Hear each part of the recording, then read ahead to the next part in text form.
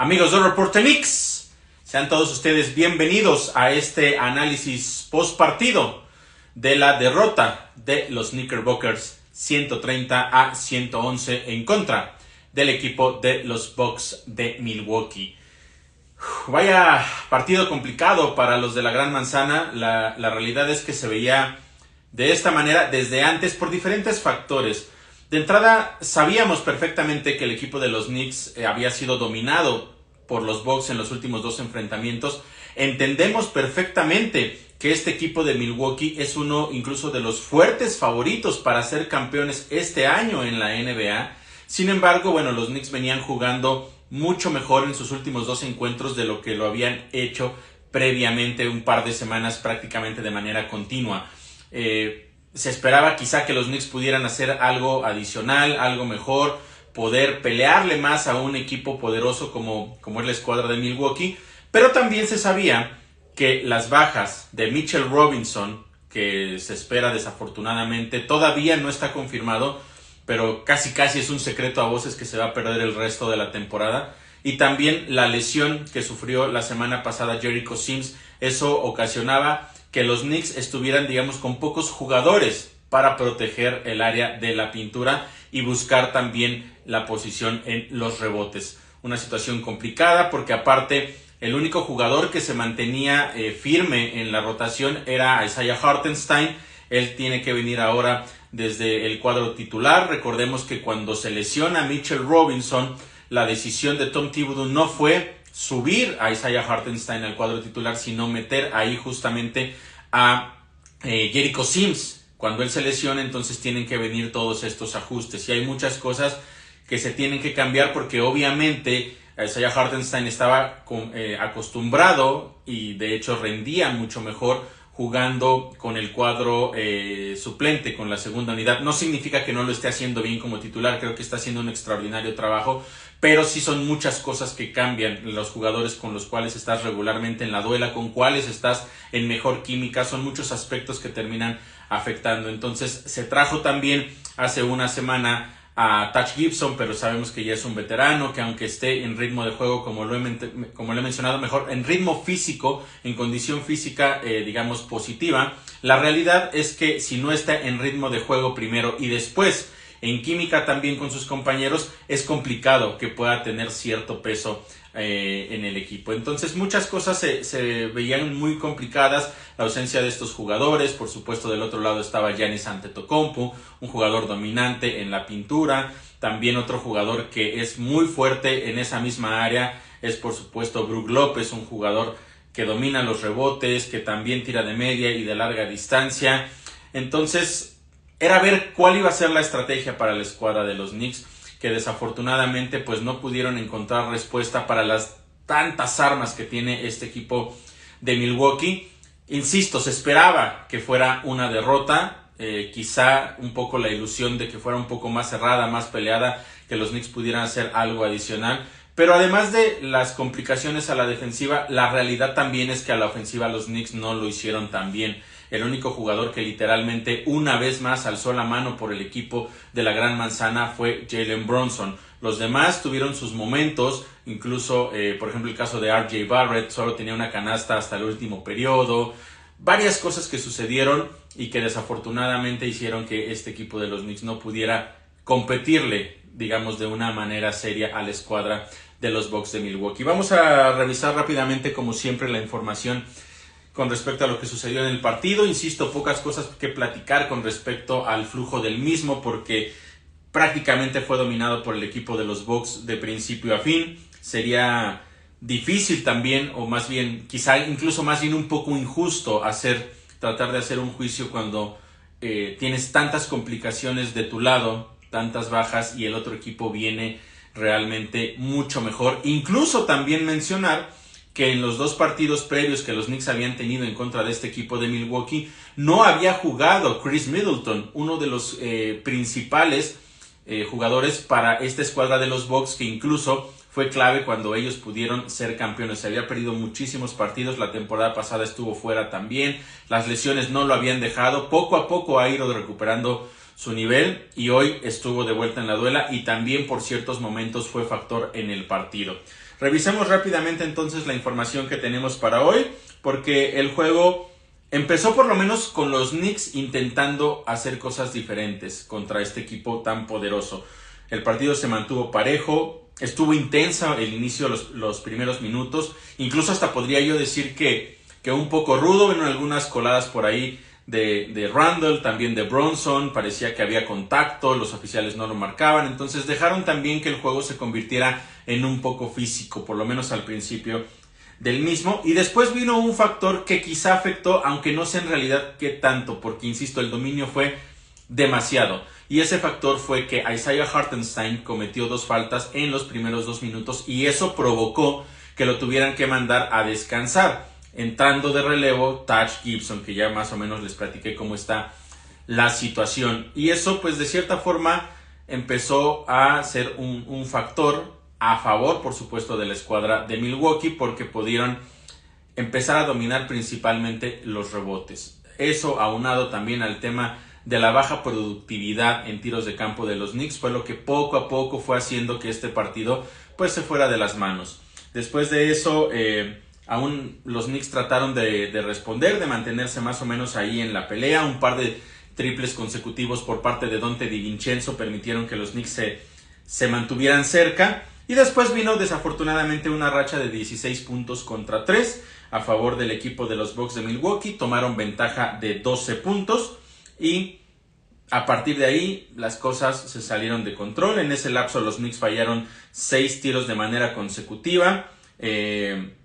También tuvieron una pérdida, de hecho fueron 9 tiros de manera consecutiva los que fallaron, una pérdida, y al final del periodo estaban abajo por 9 puntos. Lo que les decía del porcentaje de efectividad, los Knicks 11 de 25 para un 44%, mientras que Milwaukee 12 de 22 para un 55%, y también importante 5 triples.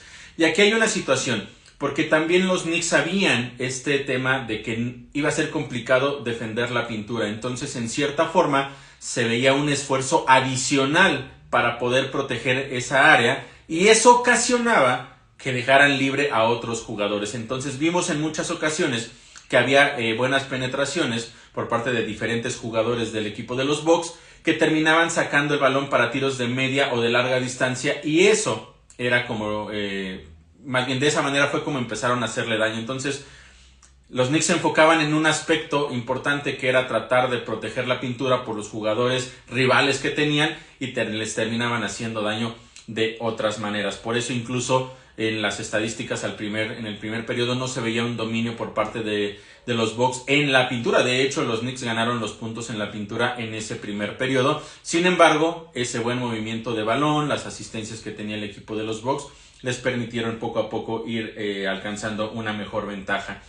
El inicio del segundo cuarto también más o menos estuvo parejo, pero no era funcional para los Knicks porque ya tenían una desventaja importante de 9 puntos. Al principio se extendió, de hecho llegó a ser hasta de 16 puntos en ese periodo. Los Knicks no dejaron de anotar, ese me parece que fue uno de sus, o mejor dicho, quizás su mejor periodo, porque no dejaban de anotar. Sin embargo, defensivamente tampoco podían detener a los Bucks. Entonces eso hacía que, aunque parecía un segundo cuarto muy parejo, solamente en esos 12 minutos, la realidad es que en el conjunto del partido del primero y segundo periodo, pues no era un buen negocio, porque los Knicks ya estaban abajo. Entonces, con un par de canastas que consiguieran los Bucks y los Knicks fallaran una o dos, entonces la diferencia se hacía todavía más grande, a pesar de que en términos generales el periodo se mantuvo cerrado. Al medio tiempo, los Knicks lograron recortar un poco la distancia, eran 8 puntos de diferencia, eso gracias a una canasta de último segundo con el reloj expirando por parte de Jalen Bronson, que parecía que era un triple, después se revisó, se marcó como doble, pero quedaba un poco ese buen sabor de la emoción con la cual los Knicks terminaron ese periodo, esa extraordinaria canasta de Jalen Bronson.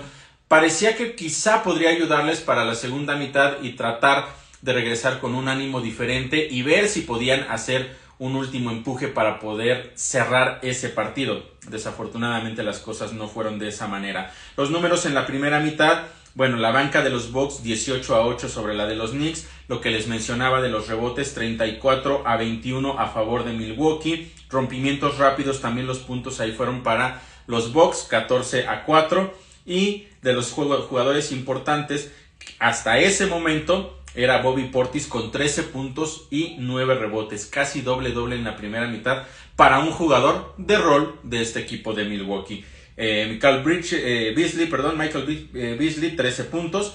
Y todavía no veíamos lo mejor de Giannis Antetokounmpo, ni de Middleton, ni de Lillard. El primero 11 puntos, Middleton 9 y 7 puntos para Lillard solamente en la primera mitad. Pero hubo otros jugadores que estuvieron respondiendo bien, principalmente el caso de Beasley y de Portis, que fueron los que estuvieron aportando en el caso de los puntos. Del lado de los Knicks, 21 puntos para Jalen Brunson, que otra vez tuvo una tarde extraordinaria, mientras que Julius Randle fue el que le siguió en puntos, pero eran solamente 12. Y ahí también otra situación de estas que regularmente suceden con Julius Randle en una jugada, o sea, vamos, te está dominando el equipo de los Bucks de Milwaukee. Hizo una muy buena jugada, tengo que reconocerlo, fue una jugada física en la cual dominó a Bobby Portis, consigue la canasta y también le saca la falta. Pero después lo encara y empieza a hacer ese movimiento como de fuerza en su cara de Bobby Portis. Él no reacciona, pero estás perdiendo el partido, te están realmente dominando. Y está bien que intentes tú tener una motivación, que lo hagas para ti, pero cuando lo haces en realidad enfrentando a un rival que te está dominando, me parece que es una falta de concentración terrible. Y también el hecho de que estuvo seguramente al límite de que le marcaran una falta técnica por una actitud antideportiva, por estarse literalmente burlando del rival. Creo que los oficiales no quisieron llevarlo a más, también por cómo estaba la situación del partido. Pero después, insisto, ¿qué sucede? Que Bobby Portis terminó siendo el mejor jugador de esa escuadra de los Bucks en la primera mitad. Entonces, de esas cosas que no deberían suceder, pero terminan pasando. Y después venía un tercer cuarto que también fue muy difícil para los Knicks. De igual manera se mantuvieron peleando dentro de ese periodo, pero insisto, siempre hubo una respuesta por parte del equipo de los Bucks de Milwaukee. Bronson en esos 12 minutos consiguió 15 puntos y los Knicks estaban abajo por 13 puntos abajo después de ese tercer periodo. En ese cuarto también los Bucks consiguieron otros 5 triples. Entonces las cosas para Milwaukee en realidad salieron bastante bien. No tuvieron, desde mi perspectiva, que emplearse realmente a fondo para ganar este partido. Aprovecharon las debilidades defensivas de los Knicks y también pues esa parte de en los disparos, la efectividad en los disparos, que no fue nada buena. Ya voy a llegar también a ese punto. En el último periodo los Knicks lograron recortar la desventaja a 11, que fue la más corta después de los primeros minutos de ese tercer periodo, que insisto estaban abajo solamente por 8, pero que de inmediato los Bucks ampliaron la ventaja. Parecía que pudieran tener una posibilidad ahí. Desafortunadamente fallaron los siguientes 7 disparos, mientras que Milwaukee no dejó de anotar. Y de hecho se lograron extender la ventaja a la que fue la máxima de 22 puntos en ese tercer periodo, más o menos a la mitad. Y así fue básicamente como se construyó la historia de este partido, que insisto estaba presupuestado para una derrota para los Knicks. Por todo lo que englobaba, por todas las situaciones complicadas que ellos tenían y por lo positivo que tenía también el equipo de los Bucks de Milwaukee.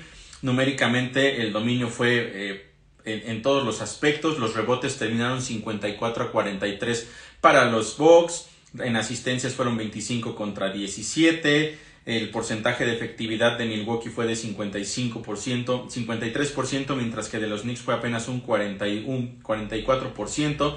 En triples el 50 para Milwaukee, 31 para los Knicks. Entonces realmente las cosas pues no salieron nada bien. Les decía que los Bucks aprovecharon esta situación de que los Knicks se enfocaron tanto en defender la pintura, o intentaron defenderla, que terminaron en realidad parejos en puntos en la pintura. 46 para Milwaukee, 48 para los Knicks. Pero insisto, la estrategia era sacar el balón y entregarle a quienes podían tener un buen disparo de media distancia y que regularmente estaban solos, porque para defender la pintura con un solo hombre contra jugadores importantes no es tan sencillo, tenía que llegar una ayuda, entonces regularmente siempre había un jugador con un tiro más o menos libre. Puntos en segundas oportunidades también los ganaron los Knicks, es decir, los puntos de los rebotes ofensivos, 18-13, y en el caso de los rompimientos rápidos se mantuvo el equipo de Milwaukee como el mejor con 22 puntos contra 11. Los puntos de la banca, que también había sido un tema importante, terminaron a favor de Milwaukee 39-13, es decir, los Knicks no tuvieron respuesta de los titulares, pero tampoco hubo una buena respuesta por parte de la banca. Fueron 11 pérdidas para los Knicks, que representaron 10 puntos en contra, mientras que Milwaukee perdió menos balones, perdió más balones, y también les costó más, fueron 15 pérdidas de balón para Milwaukee, y les costaron 18 puntos. A pesar de eso, pues bueno, los Knicks no tuvieron en realidad ningún tipo de respuesta para estos jugadores importantes. Insisto que hablaba yo, por ejemplo, de lo que había hecho hasta la primera mitad Giannis Antetokounmpo, que tenía solamente 11 puntos, terminó con 28. También Chris Middleton, que tenía apenas 9, terminó con 20 puntos. En el caso de Damian Lillard, que tenía 7, terminó con 19. Bobby Portis, insisto, fue uno de los mejores esta tarde para el equipo de Milwaukee, con 23 puntos y 11 rebotes. Entonces, en general, me parece un juego bastante redondo por parte del equipo de Milwaukee, que simplemente aprovechó, insisto, las carencias de los Knicks en ambos lados del balón y se terminaron llevando una victoria más o menos cómoda. Del lado de los Knicks, Jalen Brunson terminó con 36 puntos y 7 rebotes, Julius Randle 26 puntos, 7 rebotes, y de ahí nos tenemos que ir hasta los 13 puntos que consiguió RJ Barrett, que insisto, solamente tenía una canasta hasta el inicio del último periodo, terminó él con 13, pero en general pues un partido, insisto, muy complicado, muy difícil para la escuadra de la Gran Manzana, porque enfrentar con tantos huecos en tu equipo, principalmente del lado defensivo, principalmente en la pintura, enfrentar a un equipo tan dominante en prácticamente todos los aspectos del juego siempre va a ser complicado. Si lo es con equipo completo, pues en realidad lo es todavía más con este tipo de situaciones. Desafortunadamente también es un tema que los Knicks van a tener que trabajar, porque van a vivir con eso el resto de la temporada. Si se confirma este secreto a voces que les menciono de que Mitchell Robinson se va a perder el resto de la temporada, tendrán que ver quién puede llegar en realidad a ayudarle a Isaiah Hartenstein, porque sí, Jericho Sims se va a recuperar, quizás vuelva en 1 o 2 semanas, pero su presencia en la pintura no tiene ni siquiera cerca el nivel del que tenía Mitchell Robinson. Entonces lo ponen a él, por lo que ya les mencionaba, para dejar a Isaiah Hartenstein que juegue con la segunda unidad, que es donde mejor se encuentra, donde mejor funciona por la química que tiene con los demás. Pero fuera de eso, la realidad es que para pelearles a equipos tan poderosos como son los Bucks, como pueden ser también los Celtics, cuando se enfrenten a un equipo como los Pacers, que es el mejor anotador de toda la NBA, cuando enfrenten a Joel Embiid, ese tipo de partidos van a ser muy complicados. Los Knicks hoy están para pelearles a los equipos que están a su nivel y hacia abajo, y de repente podrían quizá llegar a dar una sorpresa a un equipo con un poco más de poderío. Sin embargo, si no hacen ajustes de traer a otro jugador, pues la verdad es que se va a ver bastante complicado. En la semana también anunciaron que aplicaron para esta regla de la NBA de cuando un jugador se te lesiona, que puedas traer a otro sin que tenga un impacto tan importante en el tope salarial, que no lo rebases y que no lleguen multas. Entonces vamos a ver si es que los Knicks empiezan a trabajar en algún canje, o ver algún jugador que esté libre, que no esté jugando en este momento con ningún otro equipo, y puedan traerlo para reforzar precisamente esa posición.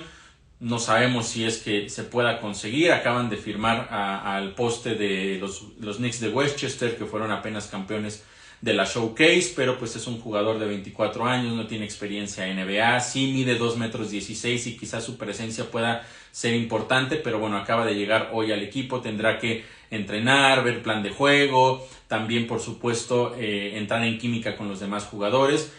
No sabemos si es una buena contratación o no. De entrada es un contrato de 2 vías, lo cual significa que va a estar brincando de la G-League a la NBA, que los Knicks lo van a traer cuando sea necesario, pero no sabemos si realmente puede hacer una respuesta. Entonces tendrá que trabajar bastante este equipo de los Knicks, la gerencia, Leon Rose, Tom Thibodeau, para ver cuál es el mejor camino para reforzar esas ausencias que tiene, o esa ausencia principalmente de Mitchell Robinson, y ver si es que pueden recomponer un poco hacia el final de la temporada.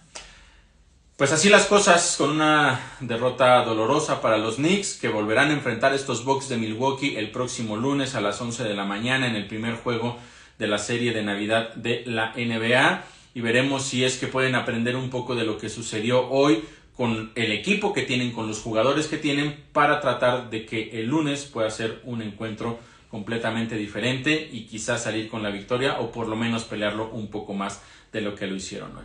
No me queda más que agradecerles a todos ustedes que me hayan acompañado en este reporte post partido, insisto, de la derrota de los Knicks 130-111 en contra del equipo de los Bucks de Milwaukee. Y bueno, yo estaré de vuelta con ustedes el próximo lunes para traerles toda la información de lo que haya ocurrido en el partido de muy temprano en contra de esta misma escuadra de los Bucks. Insisto, soy Oscar Pérez, muchas gracias por haberme acompañado. Muy feliz Navidad para todos ustedes y yo estaré de vuelta el próximo lunes. Gracias, buena tarde.